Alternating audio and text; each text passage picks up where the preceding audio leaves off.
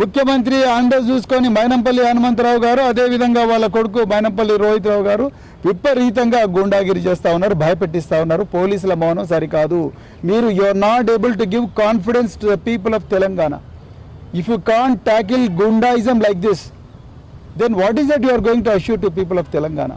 అందుకొరకే మేము ఈరోజు మళ్ళొకసారి పోలీస్ శాఖకు రిక్వెస్ట్ చేస్తున్నాం, వీళ్ళ మీద రౌడీ షీట్లు ఓపెన్ చేయండి, వీళ్ళని గుడ్ బిహేవియర్ కింద బైండ్ ఓవర్ చేయండి, అదేవిధంగా వీళ్ళని పీడీ యాక్ట్ కింద జైలుకు పంపించండి. అదేవిధంగా చివరిగా ఒకటే చెప్తున్నాం, కేసీఆర్ గారు మా అందరికి కూడా ఒక మంచి సంస్కృతి నేర్పించిండ్రు, చట్ట ప్రకారం నడుచుకునే సంస్కృతి నేర్పించిండ్రు. వీళ్ళలాగా మేము కూడా వీళ్ళ కాళ్ళు ఇరుగొట్టలేక కాదు.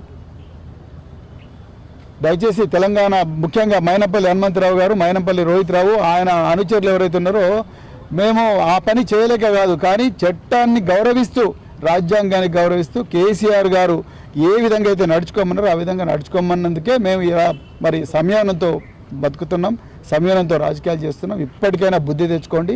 రాబోయే బీఆర్ఎస్ ప్రభుత్వంలో తప్పకుండా ఈ మల్కాజ్గిరి, మేడ్చల్ అయితే గూండాలు ఎవరైతే ఉన్నారో వాళ్ళందరూ కూడా తప్పనిసరిగా జైళ్ళల్లో ఉండడం ఖాయం.